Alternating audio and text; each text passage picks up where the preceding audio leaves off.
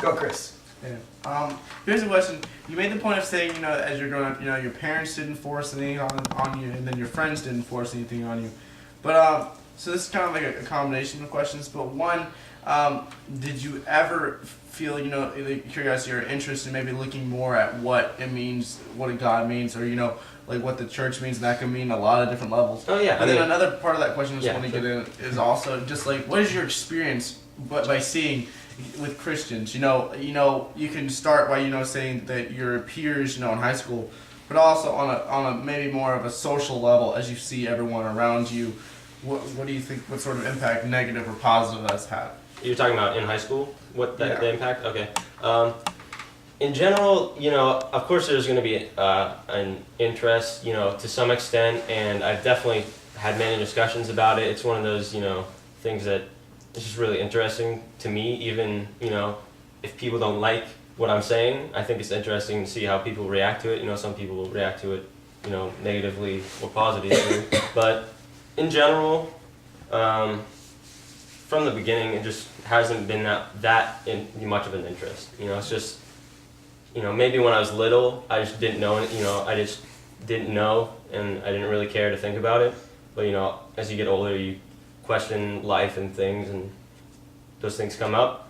But in high school, I hung out with, mostly non-Christians, and I think that, you notice that a lot of the people who are Christians had it pushed on them at early ages. So, it seems like it's kind of hard, when you've grown up with it your whole life, to look one way or the other, to look at the other side. So, me, myself, I find that I've looked at both sides fairly and made a just decision. I really like your comment there. When you're raised as a Christian, it's hard to look at both sides. That's going to be a major point for our next segment that I want to get into. We'll take a few more questions before we get there, but I kind of wanted to pull that comment out and say we're going to hang a lot of tonight on that last comment. That's really good. How many people have questions? Raise your hands. Okay, 4 more questions and then we'll move on to the next segment. So, go. Hi. When, like you said, you don't have a lot of Christian friends, but what do you think when you hear people, what do you think of when people who are Christians, when they, in a way, use their faith to get over any problem they have, any problem, whether it be, social with people or emotional or anything? What are your thoughts on that?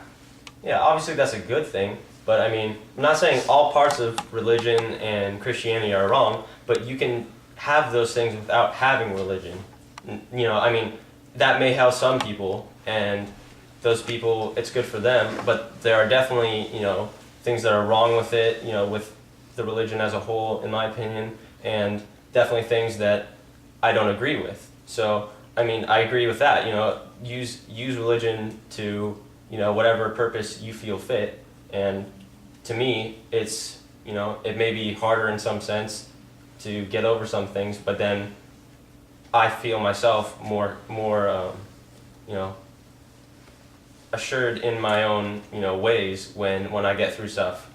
And, I definitely, I think it's great that, all the stuff that Christianity has done for the world, but then I see the other side where a lot of things that it's done bad for it.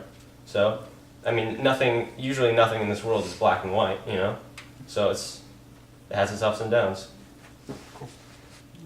Next question, go. So you said you're like 10% open to the idea of God. Okay. No. Don't quote me on that. No. 10 to 12. Okay. Yeah. So what would it take for you to come closer to Him? Like an experience, or like He has to come down, or just anything like? Anything like that. That's a good question. Okay. Well, I tend to think that people who claim to have had experiences are either they're self-manifested, or it's something where externally manifested. It's nothing.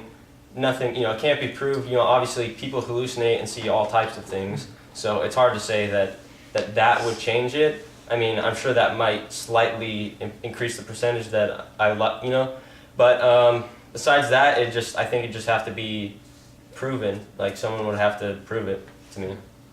I haven't heard an argument where I could say, it's that sure enough. Okay, last question, Sarah. Oh, I'm sorry. Two more questions. So I'm gonna take a student's question Okay, over go for it. No, it's okay. No, No, it's you're okay. on. What's okay. up? Well, I was just wondering because like Christians, like we're obviously not perfect because we're human, but like if you see a Christian that like messes up, what do you think? Do you think like, oh well, like I don't know, like what do you think of when you see like a Christian mess up? Like, do you think like they're less of a Christian because of it, or are they like different like? Well, no, I understand Christians see it. They don't see messing up as going against a religion. They see it as something either God's testing you or they find it as a challenge in their life. And we're all humans. No one's 100% does everything right, makes all the right decisions all the time. So, I mean, I don't really think of them as less of a person. I think of them as a human being. Cool. Sarah. This is a philosophical question. Okay. Out loud. Yeah. You've been referring to things as you making the right decisions, or I want to be a moral person, I want to make people happy. My question is, what dictates what's moral and what's right to you? Society does. And where like in your view, where does society get that from? Well, I think it's just instincts and what nature has given us, as in, let's say, at first maybe all the humans that were, alive in the beginning decided to kill each other. And then they figured out that their race was getting smaller and smaller. And then that doesn't work, so they, just trial and error, stuff like that, just, seeing what happens to people when they do certain things or, stuff like that. Just, it seems more it's like trial and error or just common knowledge or just our reason and logic that sets the morals and standards that we all have to live by. There are those people that don't understand those morals, and then those are the people that end up, being murderers and doing all the bad stuff that, to them, they may not think that stuff is bad. So that's what society has to do as a whole, is decide what is good or bad and what is moral and immoral. More questions. We're going to have time for more questions. We're going to move on to the next segment.